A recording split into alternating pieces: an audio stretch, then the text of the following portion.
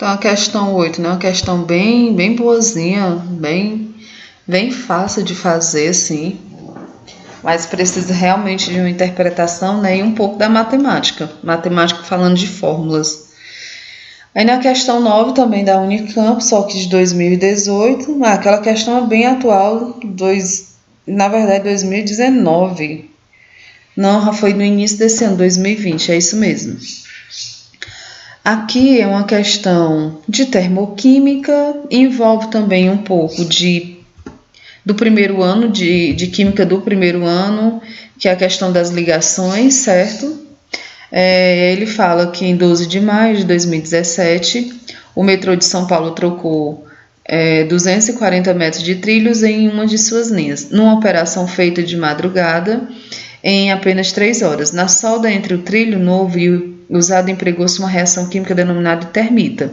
Gente, essa reação química é uma reação que libera muita energia, certo? Libera muito calor. E ele fala isso aqui, ó, que a temperatura local chegou a cerca, a local. Então, se a temperatura, nós estamos numa temperatura ambiente, vamos interpretar aqui. Nossa temperatura, sei lá, em São Paulo, imaginar se estivesse no máximo uns 30 graus. Foi 3 horas da manhã, estou exagerando. Então, 27 graus. É impossível que a temperatura seja normal, a temperatura ambiente seja de 2000 graus Celsius, tá? Ele está dizendo que foi a temperatura lá no local. Essa temperatura térmica, ela é uma temperatura extremamente exotérmica. Ah, mas e como é que eu vou saber isso? Beleza, lembrando, exotérmica libera calor. Se tu pegar em um copo e esse copo passar calor para sua mão, você sentir a sua mão quente, é porque a reação está liberando calor. Se você sentir frio, é porque a reação está absorvendo calor, absorvendo energia. E ele aqui fala, por mais que tu não consiga compreender isso, mas ele está dizendo que no local onde eles estavam fazendo essa reação, a troca desses trilhos, ficou muito quente e a temperatura foi em torno de 2000 graus Celsius. Então, uma temperatura extremamente alta. Se ficou essa temperatura, então significa que a reação foi uma reação exotérmica, certo? Então, se ela é uma reação exotérmica, tu já vai eliminar as questões que tem o sinal positivo, porque o sinal positivo, ó, na variação da energia, o sinal positivo é o quê? É uma reação endotérmica que absorve energia, certo? Então aqui eu tenho negativo, reação exotérmica, ficou a opção B e a opção D. Vamos só ler aqui. A reação utilizada foi entre um óxido de ferro e um alumínio metálico. De acordo com essas informações, uma possível equação termoquímica do processo utilizado seria, mais uma vez, a equação é uma reação exotérmica, então está liberando calor. O sinal negativo indica isso. Mas Liz, você disse que é 2000 graus Celsius. Não, mas esse negativo tem a ver com a questão de liberar calor do sistema para a vizinhança e vice-versa. Foi o que aconteceu. Por isso que a vizinhança ficou extremamente quente. Porque foi liberado calor do sistema para a vizinhança, certo? Aí, na questão B, isso aqui você não precisa calcular, não é uma questão que envolva cálculo em si, porque ele já deu, ele está dizendo que foi liberada essa quantidade de energia.